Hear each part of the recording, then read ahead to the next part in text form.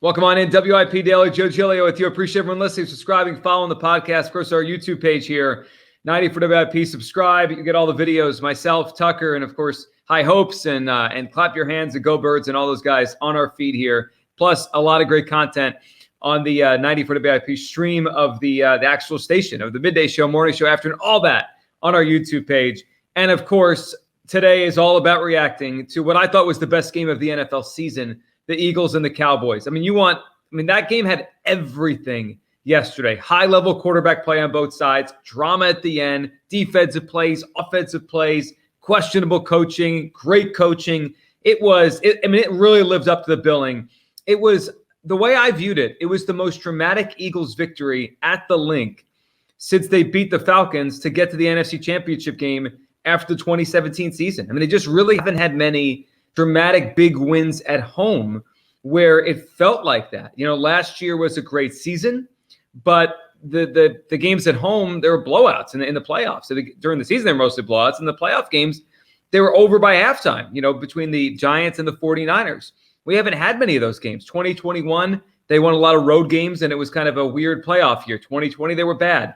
2019, I guess the Cowboys game late, you could put up with this, but this was a better football game.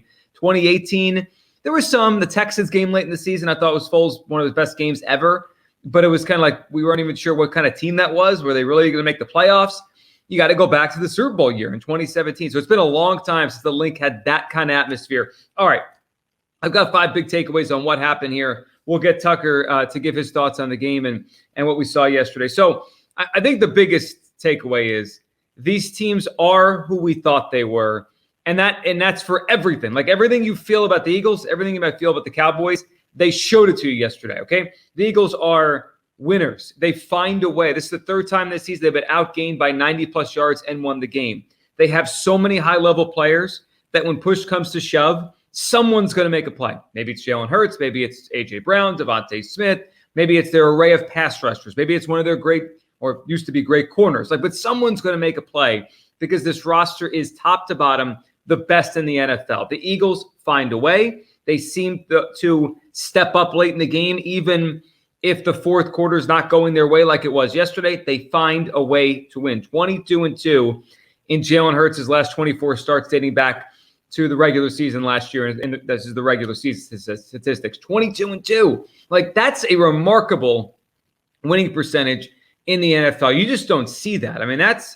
That's Tom Brady, Bill Belichick kind of winning percentage to go 22-2 over a 24-game span. They win.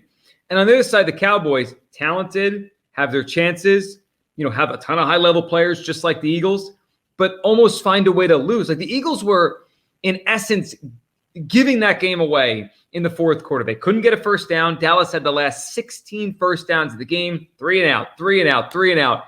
And then the last defensive drive, those penalties are ridiculous. Bradbury on the defensive pass interference, and then the late hit by Reddick on Dak. They set the Cowboys up to have the ball on the 6-yard line. But then Dallas does what they always do, and that is bungle late game situations. The fact that they had the ball first to goal from the 6 and ended with Dak throwing the ball from about the 30, the 28 is crazy. It is crazy that they let that opportunity slip away, but this is who they are.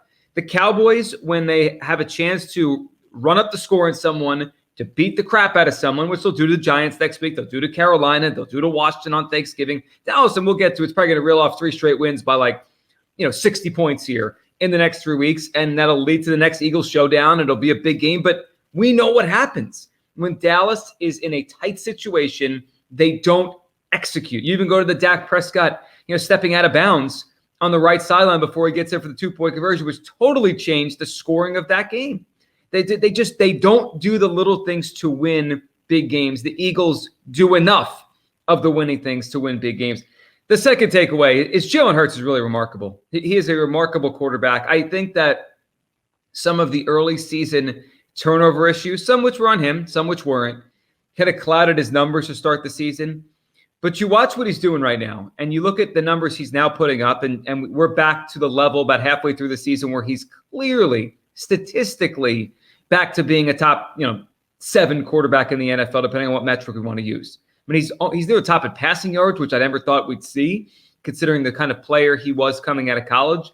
He's up there now, and he's getting up there in passer rating, QBR. I think he's top 6 or 7. He's up there now in everything after a slower start. And you start adding it up. We're watching the greatest quarterback in Eagles history. I said that last year. I believe it now. What he's doing through pain and what he's doing through, not being 100%. He reminds me so much of Steve McNair, who used to play like this in the first third of his career, where he just played through anything and he willed his team to victories. And then as a thrower, Jalen Hurts has reeled off a few straight weeks of plus 70% completion. His completion percentage for the season is close to 70 now, which is a really stunning number considering he was at 52% in his 4-game sample as a rookie. He just always seems to make a good throw. The ball comes out of his hands and it goes typically where it is supposed to go accurately, with the ability for receivers to do something with it. He's a great quarterback. And the Eagles, as long as they have that guy on their side, they're going to win a lot of football games. Third takeaway is, this pass rush, although they may have moments where they don't get near the quarterback, like Dak had some time yesterday at some throws, and he picked them apart.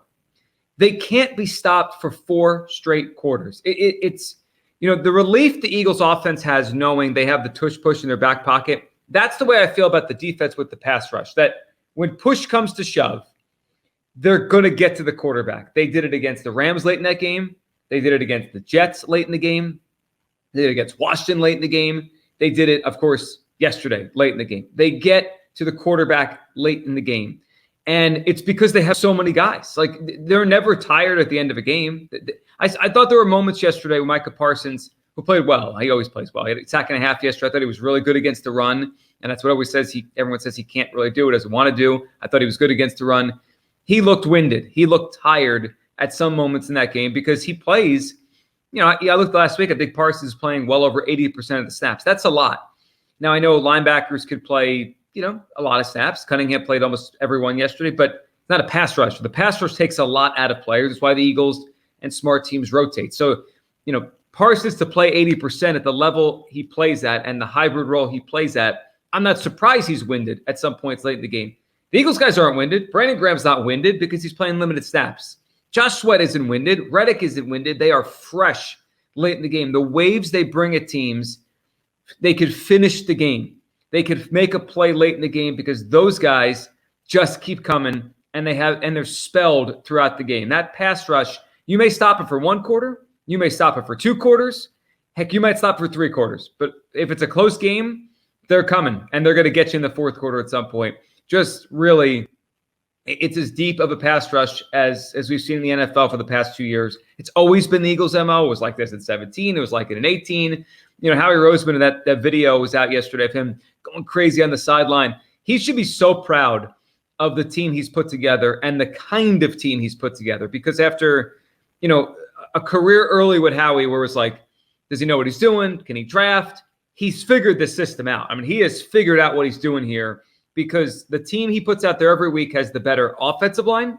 They have the deeper defensive line, and they have likely the better quarterback in every game they're going to play. Maybe there's a couple, and probably not to the Super Bowl, where you say, yeah, that guy on their side's a little bit better than Jalen. But, there's not many of those guys. There's a couple.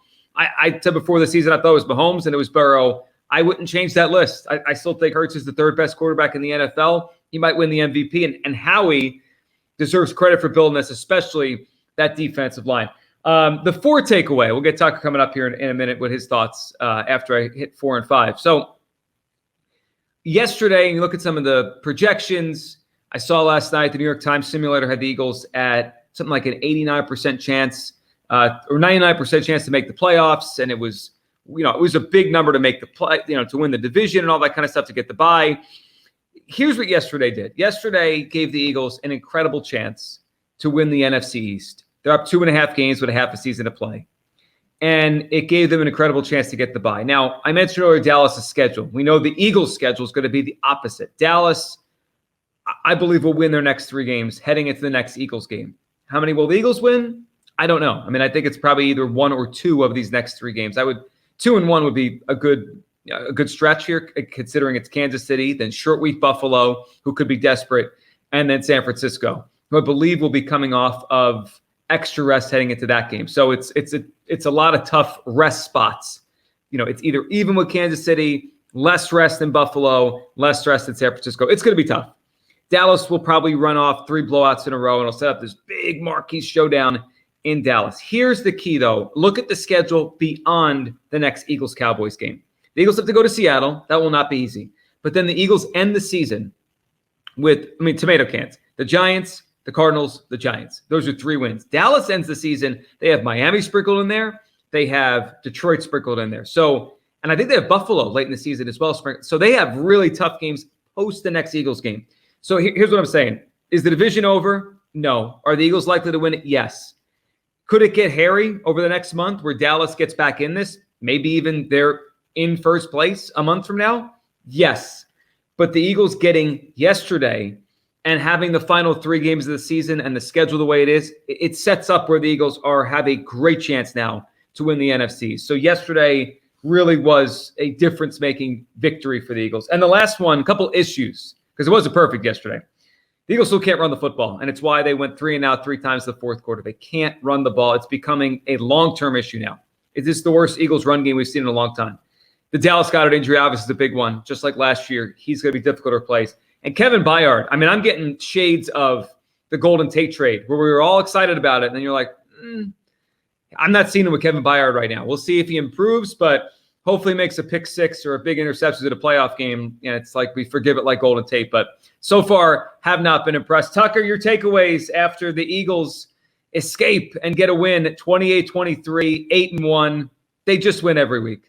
Yeah, and, like you said at the start of the show, I thought this was the best game of the year across the NFL. The quarterback play, I thought, was the highest we've seen on both sides. And so a lot of people criticizing the Eagles pass rush for most of the game. They obviously finished with 5 sacks because of, how things ended.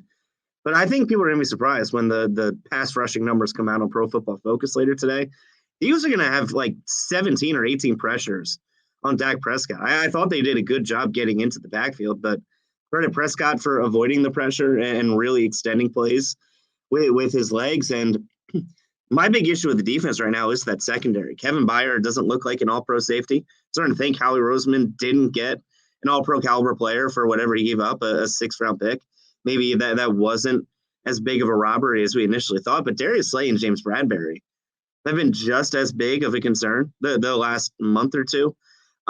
Darius Slay doesn't look like the guy he was a year ago. James Bradbury last year held quarterbacks to, I think, a 50 passer rating when he was targeted. This year it's like 125. He hasn't really been anywhere close to the guy the Eagles paid. And now you're kind of stuck with 2 quarterbacks on the wrong side of 30, not just for this year, but next year too. The Eagles really invested highly in those 2 guys in the back end of their defense, and their decline seems to be, picking up a little bit more. And that fourth quarter offense, that was kind of worrisome because you had 3 possessions to really step on the Cowboys' throat, put the game out of reach. You go 3 and out on all 3 of them. And that last play call on 3rd and 3 where they go deep to A.J. Brown, I just thought it was weird because you mentioned like they didn't run the ball well all game. DeAndre Swift had a couple nice runs. Rashad Penny got 2 token carries to start the second half. And they're the only 2 snaps he played all day. He never got in the rest of the game.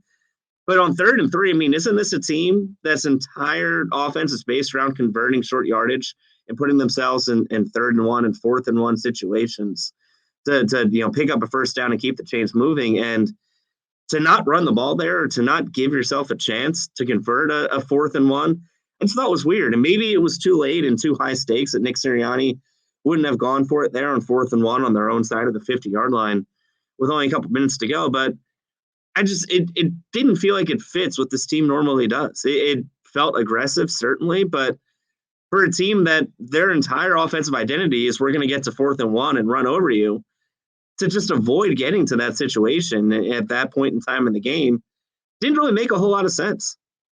It didn't. No, it was weird. And we've seen it before. They did this, I think in Washington last week. They had a similar kind of play.